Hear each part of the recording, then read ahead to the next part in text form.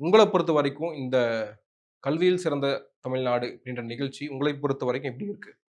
தமிழ்நாட்டினுடைய இத்தனை ஆண்டு கால வரலாற்றுல ரொம்ப ஒரு முக்கியமான நிகழ்ச்சி அப்படின்னு நான் நினைக்கிறேன். அது வெறுமனே இந்த 4 ஆண்டுகளுக்கு மட்டும் இல்ல.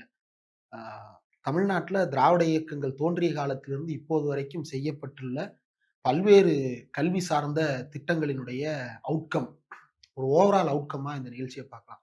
அதுல ரொம்ப குறிப்பாக நான் முதல்வன், தமிழ் புதல்வன், புதுமைப்பெண் திட்டம், ஆ மகளிர் உரிமை தொகை திட்டம் மற்றும் இன்னும் பல்வேறு பள்ளிக் கல்வி மற்றும் உயர்கல்வி சார்ந்த திட்டங்களுடைய வெளிப்பாடும் இதில் கூடுதலாக இணைந்திருக்கிறது. ஏன் அத சொல்றேன் அப்டின்னா, நீண்ட காலமாகவே தமிழ்நாட்டினுடைய பார்வை என்ன அப்டின்னா, அ கல்வி என்பது ஒரு மனிதனுக்கு எவ்வளவு அத்தியாவசியம் அப்டின்றத உணர்த்துவது அப்டின்றது நம்முடைய கடந்த 60, 70 ஆண்டுகளாக நாம் அத பார்த்திருக்கிறோம்.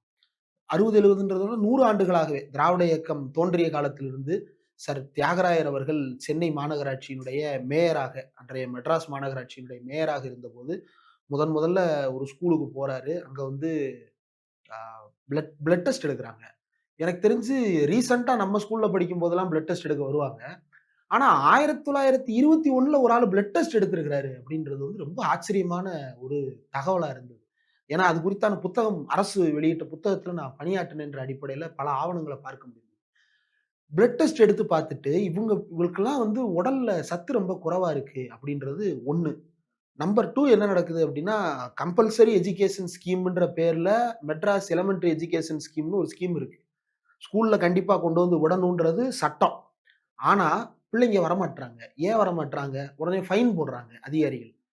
அவன் வந்து ஃபைன் கட்டுற அளவுக்கு வசதியா இருந்தான்னா, பிள்ளைய ஸ்கூலுக்கு அனுப்பிற போறானே. அப்ப வேற ஏதோ சிக்கல் இருக்கு. பீனலைஸ் பண்ணியும் பிள்ளைங்க ஸ்கூலுக்கு வரல. அப்ப 2க்கும் இடையில ஒரு தொடர்பு இருக்கிறத பார்க்கிறாங்க. வர்ற குழந்தைகளுக்கு சத்து இல்ல. வராத குழந்தைங்க அப்ப என்ன பண்றாங்க அப்படின்னு பார்க்கும்பொழுது வேலைக்கு போறாங்க. ஏன் வேலைக்கு போறாங்க? உணவு தேவை காரணமாக வேலைக்கு போறாங்க. அப்போ வராத குழந்தைகளுக்கும் ஆரோக்கியம் தேவைப்படுது. வர்ற குழந்தைகளுக்கும் ஆரோக்கியம் தேவைப்படுது.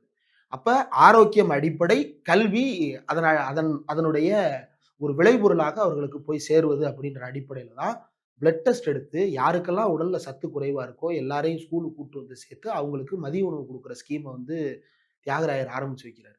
சென்னை மாநகராட்சியில அவர் இந்த ஸ்கீம தொடங்கும்போது 100 பேர் எலிமெண்டரி எஜுகேஷன்ல படிக்கிறாங்க அப்படின்னா, இந்த ஸ்கீமுடைய இம்ப்ளிமெண்ட் ஆன 1 வருஷத்துல அது 500ஆ மாறுது, 500 1000ஆ மாறுது, 1000 2000ஆ மாறுது.